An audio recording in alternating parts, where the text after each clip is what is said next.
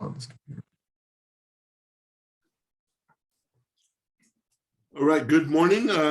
My name is Paul Farmer with the Monterey County Business Council. We'll give just about maybe one more minute for folks to join us here.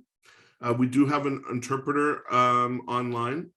And Maricela, if you're able to speak, go ahead. I know you're in the chat box.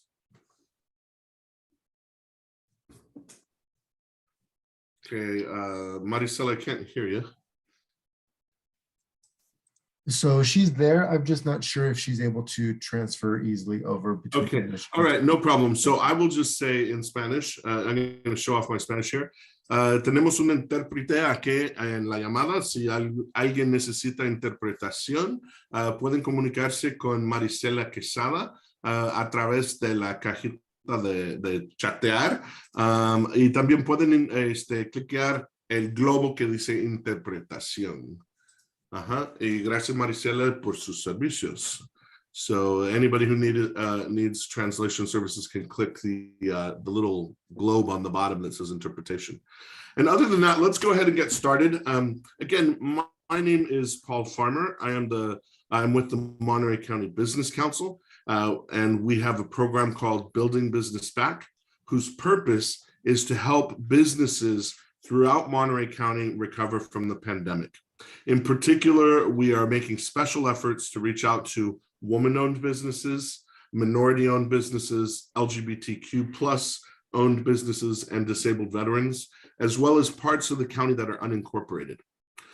So we're here to help everybody, but the purpose of today's workshop is to talk about the steps that need to be taken to be certified as a diverse supplier, which means minority-owned or woman-owned or all of those different appellations which I just offered. First, we're going to have a guest speaker, Ed Salcido, who is the Deputy Project Manager at the Supplier Clearinghouse with the state of California. So he'll talk a bit about the importance of getting these certifications, the advantages that they offer, kind of what it looks like, how long it takes, and things like that. And then we'll have Victor Valdez, who is the program manager for the Monterey Bay Procurement Technical Assistance Center. And Victor will be participating in each of the 3 workshops that we are doing on government contracting. So with that, I want to give a warm welcome to everybody. And this session is being recorded, and we will share it with you afterward in case you want to share this information with any of your friends or business contacts. But with all of that, I'd like to give a warm welcome to Mr. Ed Salcido. Ed? Thank you, Paul. It's very kind of you. Thank you, everyone, for attending today. Paul, would you like me to share my screen? Is that okay? Sure, please. And Okay. Philip, go ahead and make sure that he's able to do that, if you don't mind.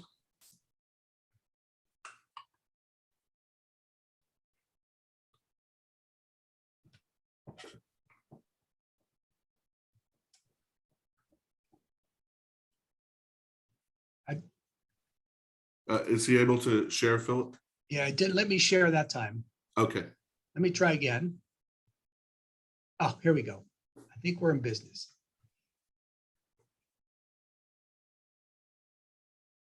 All right, so let's see here. Bear with me here.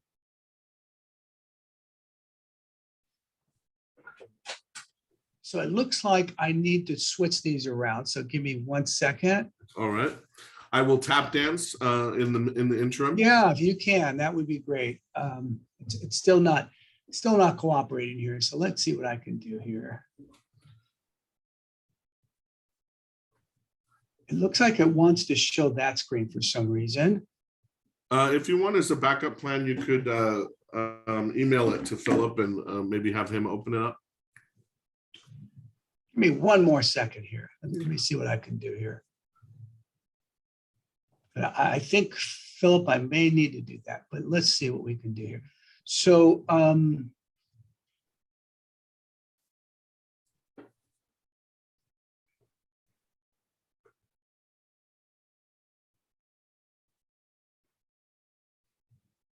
it's not letting me do that.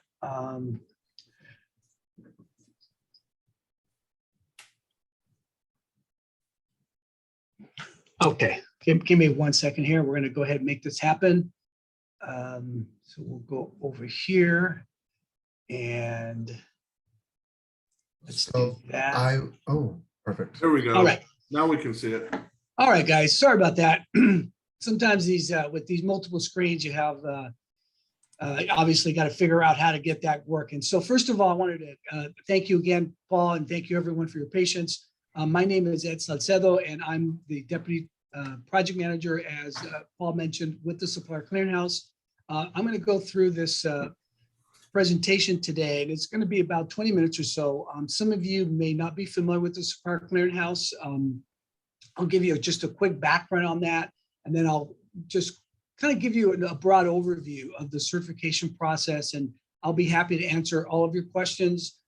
You can ask questions, use the chat process, and obviously we'll be checking that, but you can also unmute yourself if you'd like to ask a question to me live. And I welcome questions throughout the presentation. You don't need to wait until the end.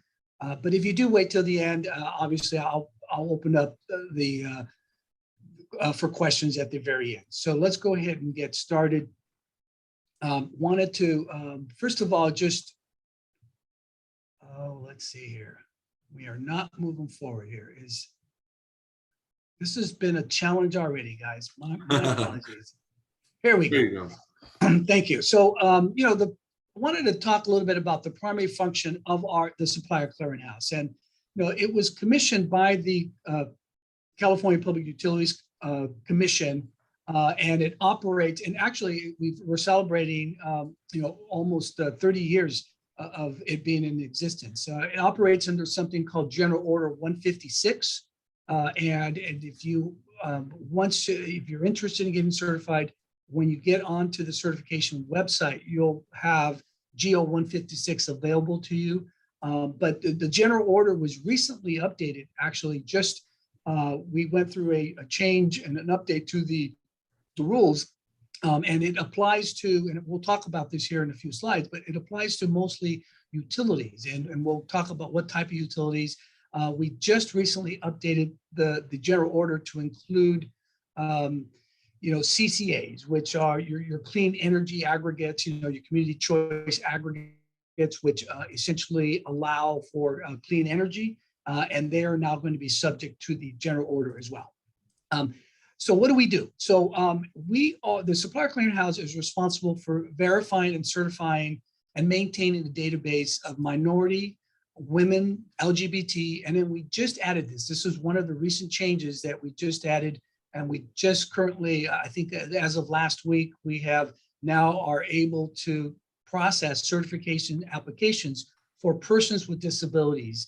This is a new category that was added, and we also are able to bring over all of the disabled veteran business enterprises from the California Department of General Services database into our database. So we also recognize disabled veteran business enterprises, or DVBEs.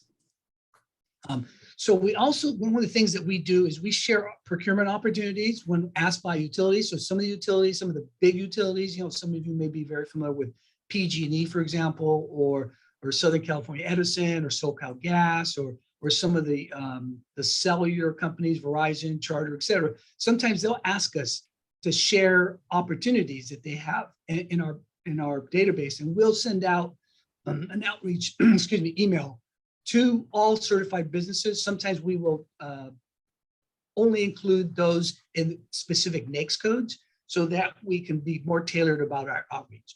But the certification gives you some really great benefits. So who is involved in the certification program? These are the participating joint utilities.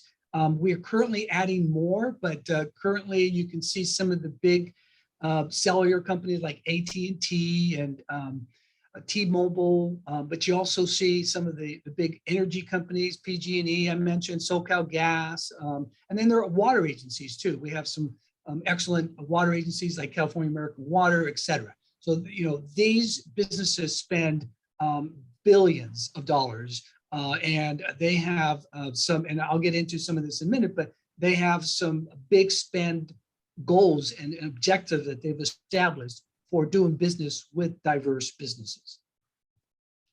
So some of the benefits, let's kind of look at some of the benefits with regards to being certified through the Supplier Clearinghouse. Well, as I mentioned, this has been a recent change. It used to be 25 million. It is now $15 million in annual revenues in California. So any utility company with the gross revenue of $15 million is required to participate in this program. Well, so what does that mean, right? So they have now developed and implemented procedures to increase the participation or the utilization of, and we're going to call these by their acronym, right? MBE, Minority Business Enterprise, WBE, Women Business Enterprise, LGBTBE, right? This is the lesbian, gay, bisexual, transgender business enterprises, and then the disabled veteran business enterprise, DVBE. And then lastly, the newest member of our certification categories is the persons with disability business enterprise. So we are looking for ways to increase business with these types of diverse businesses. So one of the things that is required, however, is that these utilities will look for your certification. So you must be certified through the clearinghouse to participate with the CPUC's diversity program. These joint utility companies spend hundreds of millions, and quite candidly, they spend billions, but hundreds of millions with these certified suppliers. There are some businesses that have done extremely well through the Supplier Clearinghouse and working with utilities.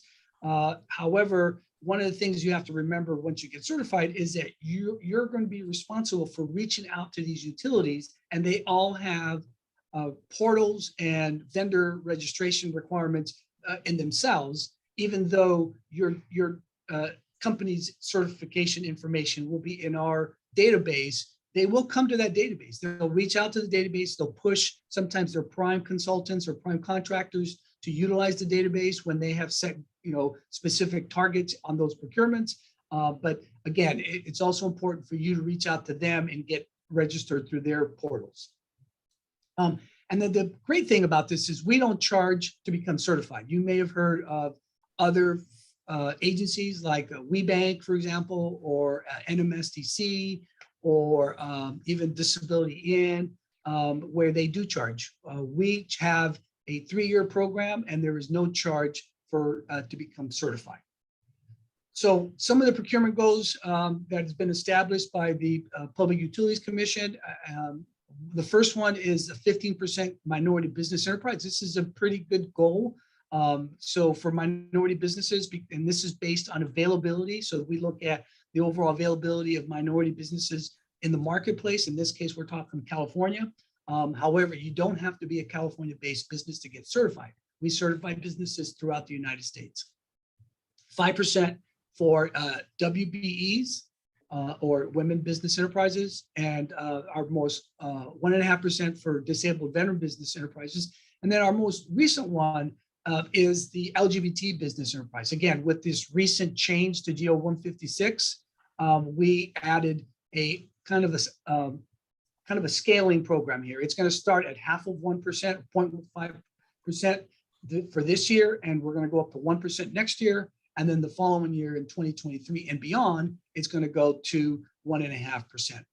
And that's currently the set goals for LGBT. That may change after 2024, but for now, the GO 156 has been updated to include up to the 1.5% goal for LGBT business enterprises.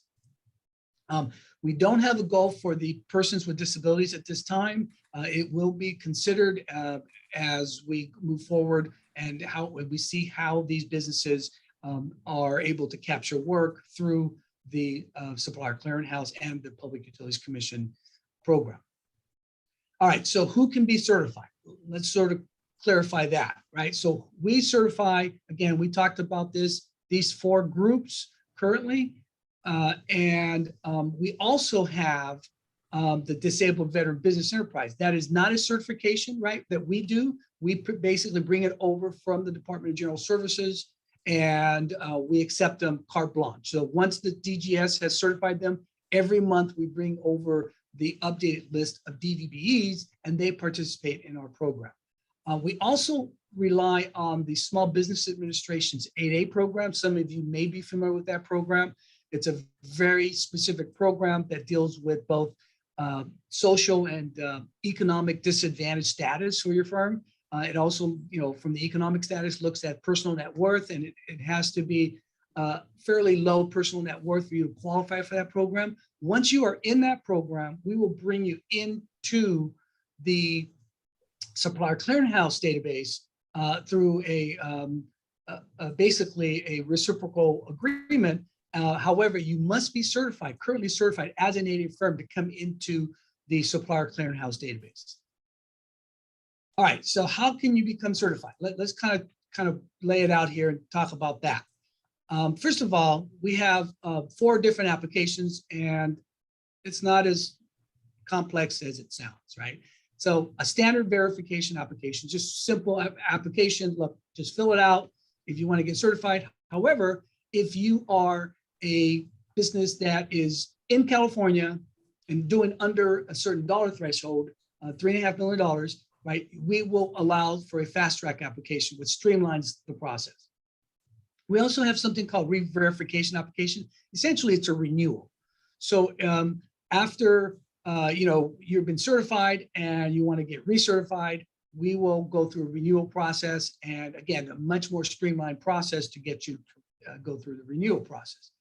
And then there's the comparable agency verification application. This is where we have comparable agencies that we have signed MOUs with. These include the Women's Business Enterprise National Council, which is WeBank. We also include National Minority Supplier Development Council, which is a really very, I guess, large and very powerful organization. They actually have sponsors at some of the largest corporations in the world, right? These are billion-dollar plus companies that participate. This is more on the private sector side. So they will get certified through NMSDC, and then they come over to our program, and we will honor the NMSDC program. And the same with the NGLCC, the National Gay and Lesbian Chamber of Commerce. We honor their certification, and if they want to come into our database and our program, we will honor that. And then we just signed, literally like last week, we signed the Disability In MOU, the Memorandum of Understanding, and we're doing the same thing with Disability In for persons with disabilities. We will now bring them into our program as through the comparable agency verification process. That comp application, let me just share with you, it's a very quick, literally 1 or 2 day process, and we will get you into the certification database. All right, so what do you need to get certified? Now, what's required? Well, I'm just going to share some of the more important documents so you're aware of what we're looking for, right? You're going to have to have a signed affidavit, and it has to get notarized. We did waive that during the pandemic. However, we're currently started up the notarization requirement again. You have to provide proof of ethnicity, gender, LGBT status, or disability status. There are a couple ways you can do that, and we have an FAQ on the website. I'm not going to get into details because there's a lot of differences in what we're looking for proof about. But generally, as long as you can show, whether it's a birth certificate or it's some type of letter from a community organization, depending on, again, the certification type, we will honor various documents, and we're very reasonable what those documents are. Most recent federal tax returns, right? We want to show evidence of capital contribution. We want to make sure you have the authority to sign on behalf of the company. So we want to see a bank signature information of some type. Your resume, are you technically qualified to be, an owner, right? Are you qualified to operate and maintain the business, right? Are you dealing with day-to-day operations, et cetera? We don't want this to be a sham where somebody says, okay, I'm the owner, and in fact, you do little or nothing at the company other than being a minority of women, LGBT, et cetera. So it's very important that we look at your qualifications to show us that you are in fact qualified to manage and run the company. Anything that's related to your formation issues, so if you're an LLC or a corporate, corporation, we want to see your bylaws, we want to see your operating agreement, articles of incorporation, again, depending on the formation status. And then again, with WeBank, NMSDC, NGLCC, Disability In, we want to make sure that we have your information from them to show that you are in fact certified through them if we're going to do the comparable agency verification application.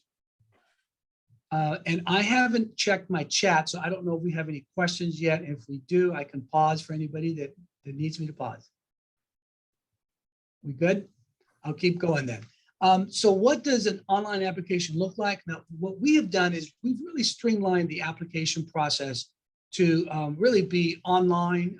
Again, we started doing that pre-pandemic, but during the pandemic, we just went 100% online. However, if for whatever reason you are unable to go online and do an application that way, we can offer a paper application. We can send you a PDF form, or if again, if it's really a situation where you don't even have internet access, we'll mail you an application if that's something you need. So this is sort of a snapshot of what it looks like today. So you go into the Supplier Clearinghouse website, and you can simply just click on the arrow apply. If you're not sure if you're qualified, if you qualify, you can look at, do I qualify, right? If you've already started your application and you haven't completed it, you can log back in and continue your application, through the website. Couple of things here. This is what you're going to see in the dashboard. You might be, asking yourself, what, how do I start the application, right? So once you create the login, you can go in, you can do, anything here. You can renew, you can apply, you can go back, check the status. You can even take some training if you need to train on how to do this, right? So there's a lot here in this dashboard. You can go back and change your password, etc. But this is your dashboard. This is what you're going to see. And if you need to go in and check status on your application, you can come in here and look at that. If you need to change your profile, change your address, etc. There's a lot of information here that's available to you.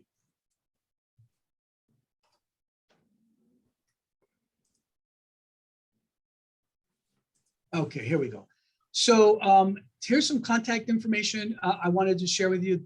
If you are considering getting certified, the URL here is a long one. I apologize for that. I had nothing to do with that, but it's thesupplierclearinghouse.com. Okay, you have to make sure you put the thesupplierclearinghouse.com. That'll get you to the website. If you have questions and you want to email us about anything, we have an info@thesupplierclearinghouse.com, and then we have an 800 number. So if you want to call and talk to one of the analysts, the manager, to talk to me, you can call the 800 number, and we'll be happy to answer your questions should you have any questions. Okay, that is all I have. I'm more than happy to answer any questions if anyone has any questions at this time. Ed, I'll just ask one question. I know you said it's within the FAQs, but how might one go to support that they're LGBT? I'm sorry, can you repeat that, Paul? Yeah, so I know that you said there are details in the FAQs on the website, but how might somebody support that they're LGBT? Oh, I see. So if you're an LGBT individual, we accept letters from either an LGBT organization or people that you are familiar with, family members, friends, letters essentially verifying that in fact they know you as an LGBT person. Okay, because I didn't know that there was a card carrying club or something for that, so I appreciate that. Okay, are there any other questions for Mr. Salcido? Okay, seeing none, we want to thank you again, Ed, for being with us today and for sharing the valuable information.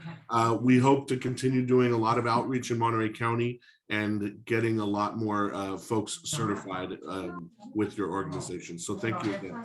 Great. Well, thank you, everyone. And again, I welcome you to visit the website. There's a lot of great information there. And, please, if you want to use the the info at the Supplier Clearinghouse. We can answer more questions that way. We welcome all your questions and we look forward to new applications. So thank you very much for your time today. And I'm sure we'll be talking soon. Excellent. Right. Enjoy the Goodbye, rest of everyone. your day. Thank you so much. All right. Goodbye. All right. And with that, we'd like to pass things over to our partner, Victor Valdez, the program manager with the Monterey Bay PTAC. So Victor, take it away. Good morning. Let me share. I want to share some. Oops, I shared the wrong one. Uh-oh, that can be dangerous. Yeah. I thought I did. Well, let's see. It's probably what. There you go. We can see the screen that says "Why get certified." Okay, yeah, that's what I want. Okay, good.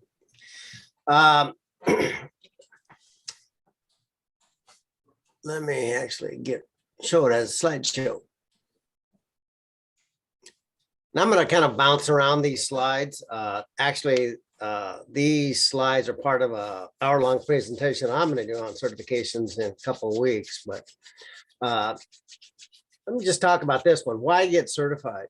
One of the things that we just kind of heard about really was the fact that the Supplier Clearinghouse is set up for people who want to sell their goods or services to utility companies in the state of California. So there are other certifications that are out there that are used for different purposes. So one thing about us as the PTAC, and with the PTAC, basically our expertise is all about government contracting, is that depending on who your potential customer is, we'll tell you maybe what is the certification that would be best fit for that opportunity. Just kind of adding that too, I've been doing this for a long time. And people will kind of ask once they kind of see that there's a lot of certifications out there, which is the best one to get? And I always tell them the same thing, whichever one your customer wants you to have. So again, you may be certified by a Supplier Clearinghouse, but you may be approaching somebody and they'll say, well, that's great that you are and you have that, but we want you to get certified by WeBank or NMSDC or something like that. And the reason like a big corporation may say that is because they give a lot of money and spend a lot of resources with these organizations. So that's what they want you to do. Some, I would even say some of them use it as a way to, and I'm thinking right now, speaking about major corporations, as a way to kind of create kind of a barrier for someone who's just kind of out there kicking tires and not really ready for prime time, that if they're not willing to go through the certification process, then they really don't want them as a vendor. But getting back to this slide, why get certified? Again, preferences. So you'll see that in some cases, the contracting notice will basically say, we're going to give preferences to this certain group. It might say, as an example, you're seeing in the state of California, a lot of contracts that the state has that they'll say this contract will only go to disabled veteran business enterprises or only to micro businesses. So, or in some cases, you'll see that whoever is the prime contractor, they'll see that they have to subcontract like 10% of the work to one of the companies that are in one of these certifications. So this set asides, like in the federal space, you'll see that the government basically will say, yes, only say woman-owned businesses can submit an offer on this opportunity, or only 8A, or only veteran-owned companies. What's important though is that if you see a set aside like that, they say it's set aside for a woman-owned business. You may be a woman-owned business, but if you're not certified as a woman-owned business, then your offer won't even be reviewed. Condition of award is when typically is when a large contract is awarded to a company. Basically, the condition of that award, that contract will say you then need to subcontract certain percentages of your contract to these various categories. If an opportunity is set aside, say only women, say for just women business owners, it reduces the competition. So you don't, it's not a free and open, you're not competing against male-owned businesses, it's just you competing against other women-owned businesses. So it reduces the competition. Reciprocity is that, like mentioned earlier, you may have one certification and it might be accepted by another, and it really varies. It's kind of all over the place, but sometimes it makes it easier for you.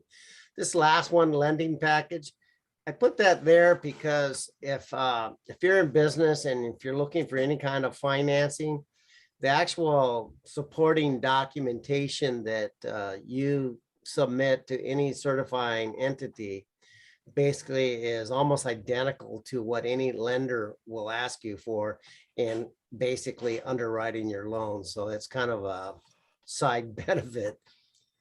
Let me just kind of go through some of these other slides here.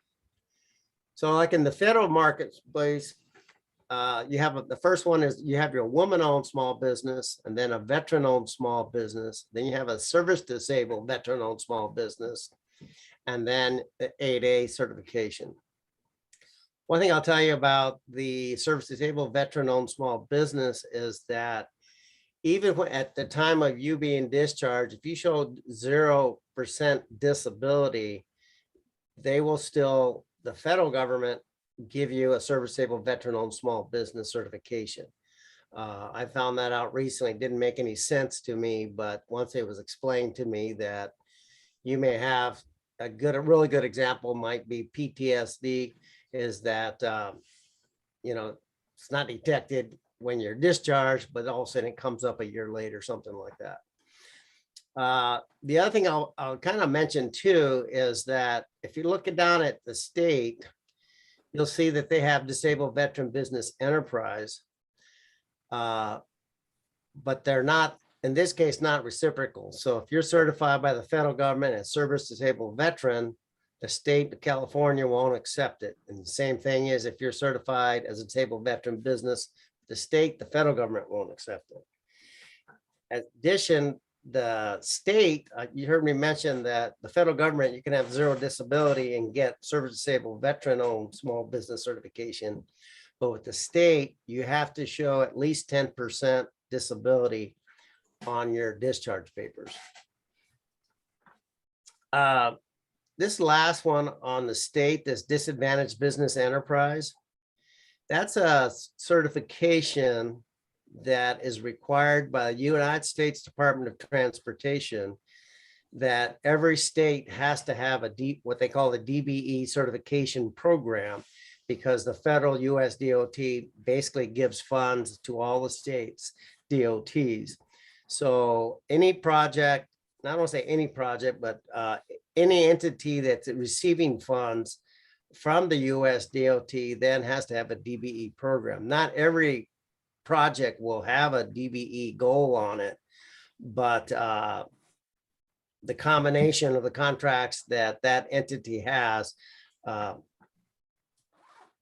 have to then, by the end of the year, meet the goal that's set for them by the US DOT.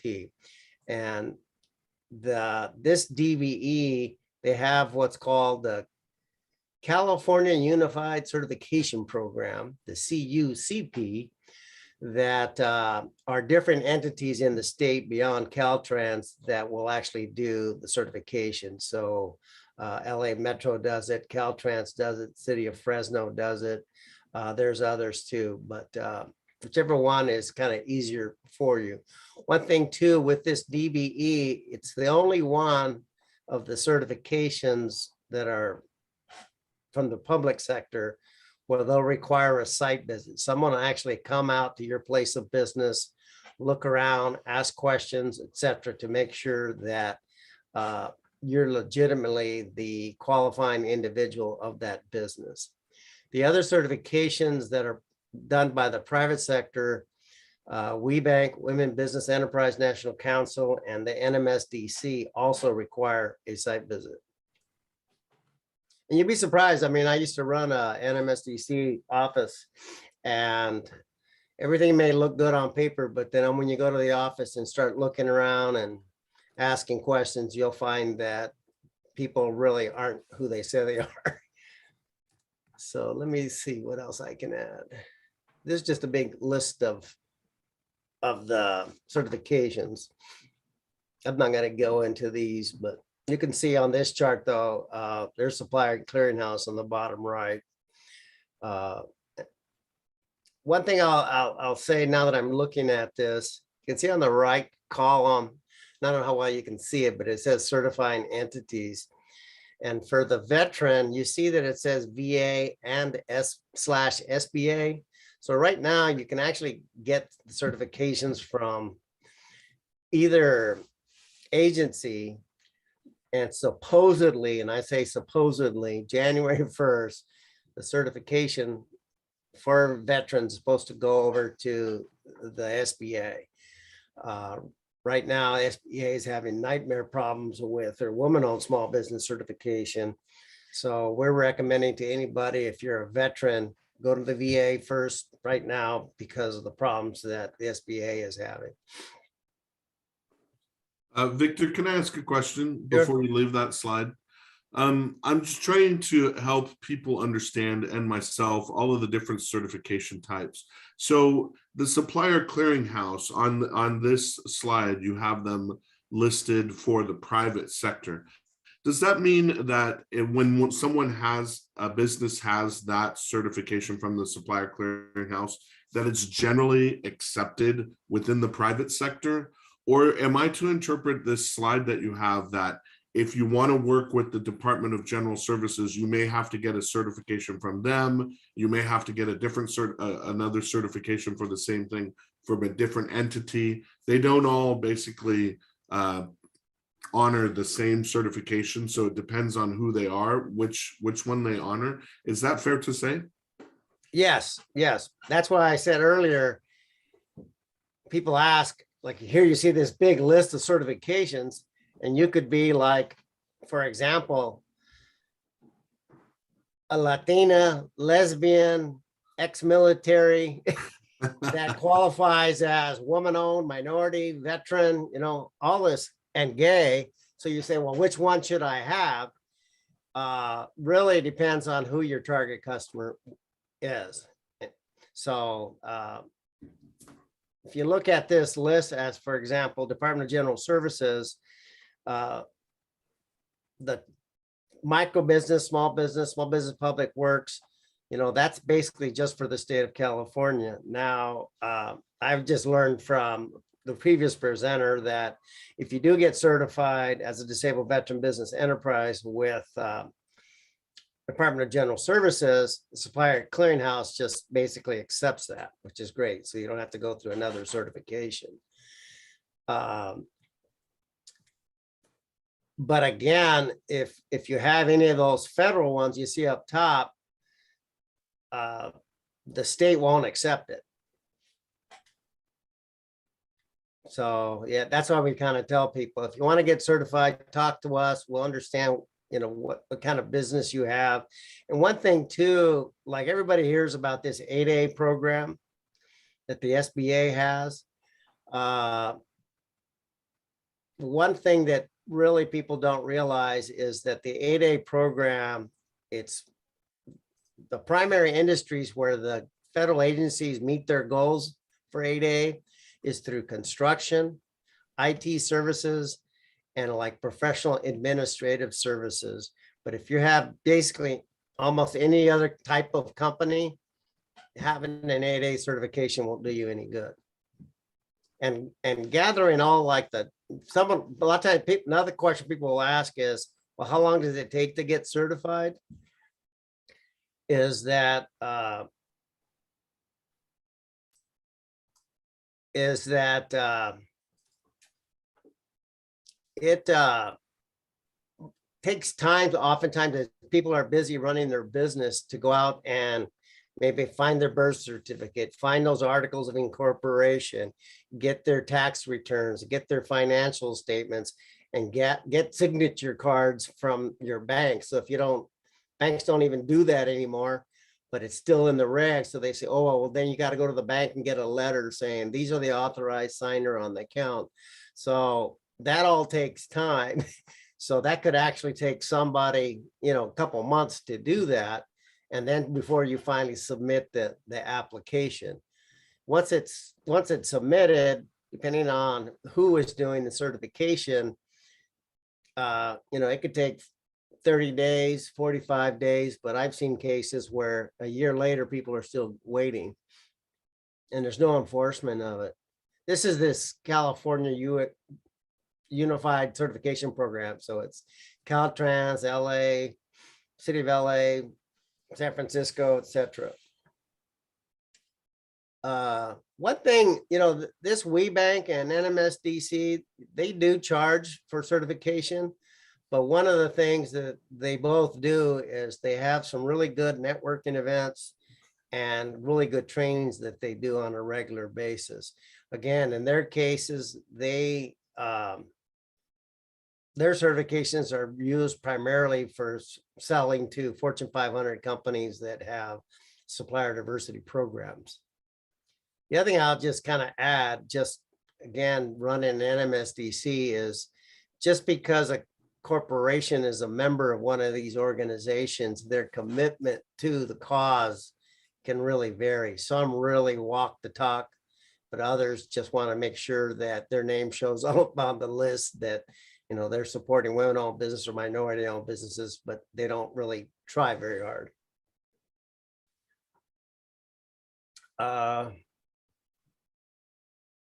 What time is it? We've got a few minutes here. I'll go through this. One of these are the basic requirements. In most cases, you need to be a U.S. citizen, but in some cases, you can be a legal resident and it'll be accepted. So it'll just vary.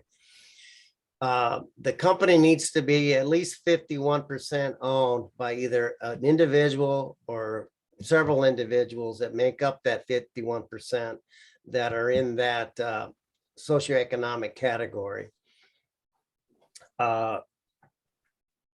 For the government certifications, the business needs to be small. So that goes, and it varies with the federal ones. It's small by the SBA small business size standard, but the state of California, for their certifications, they use a different standard. So you need to kind of be aware of that.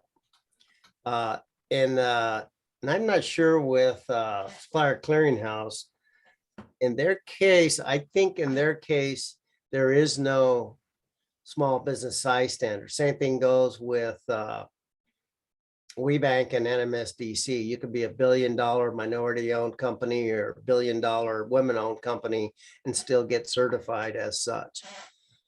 But in the government space, no. This control part is really important. And previous speaker kind of talked about it a little bit, but not only do you need to own at least 51%, but your resume needs to show that you have the experience to run the business. What we run into oftentimes is like a husband and wife own a company.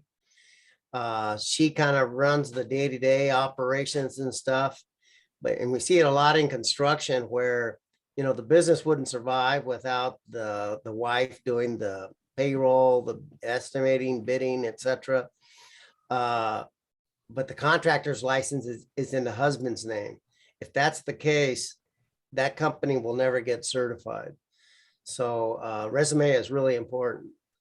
And then personal net worth, in most of these, again, other than the private sector ones, you can't be a wealthy individual in order to take advantage of it. And one thing important about personal net worth is The most common is $1.3 million personal net worth, but they exclude your primary residence and then all the investment that you have in your company. So most people who are small business owners, all their assets pretty much are tied up in those two things. What I've run into a few times is that maybe somebody inherited their parents' home or something like that. The parents bought the home years ago for $20,000. Now that home is worth $2 million. That, you know, basically puts them over that personal net worth.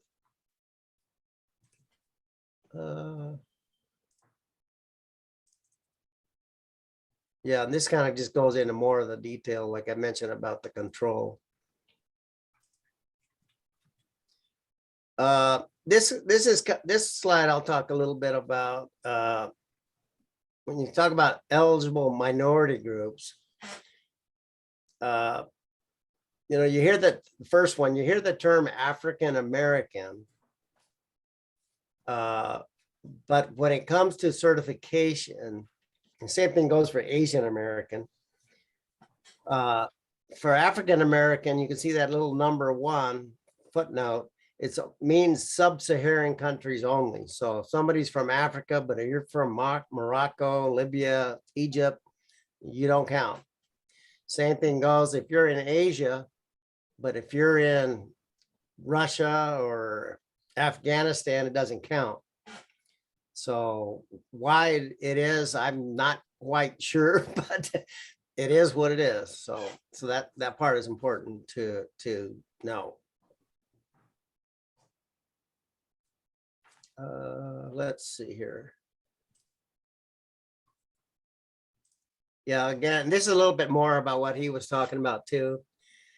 Typical documentation required, proof of minority status, financials. He didn't mention, but I know with the government ones, they want to see your financials, the end of year, like balance sheets, typically for a couple of years, and then one that's current, tax returns, the articles of incorporation, bylaws, minutes.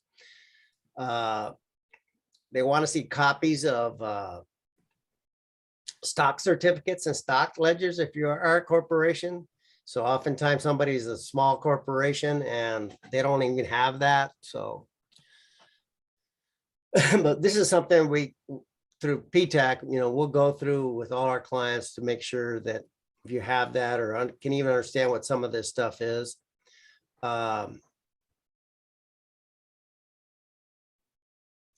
So Victor, maybe can I ask another question here? It seems pretty daunting that for a small business owner, there's so many different things out there, and when they see all of the documentation that's required. So I want to reiterate something that you said on this call earlier, which is to talk to PTAC to begin with and say, what type of customer are you trying to go after? And then your counselors can help make recommendations and then help walk people through the process of getting certified. That's fair to say? Exactly.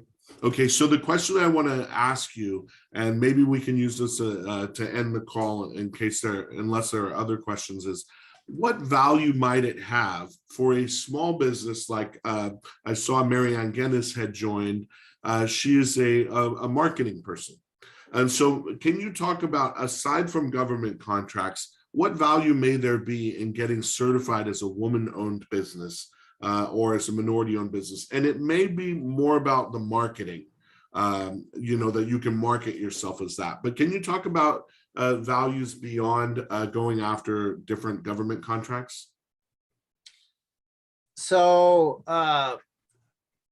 so like for a company like that, where it's like she does marketing professional services, it might not do that much. It might, though. Questions. One of the things that for an opportunity that she would go after, probably more than anything, is that she would be submitting a proposal versus, you know, a quote on something. Whoever that proposal goes to, if it's you do see, like in the state of California, they can't say, as an example, that we can set aside a contract for woman-owned businesses. But some smaller governments like cities, counties, etc., will give a 5% preference to, say, a woman-owned business. They want to increase the spend there. So that could be an advantage there. The other thing would be it might work with some of these private sector certifications. But again, most of the companies that are the members of those organizations that are looking for either women or minority or LGBTQ businesses, these are, billion-dollar and plus companies. But she may have some unique skill set as far as marketing that they could use. So that could help her out.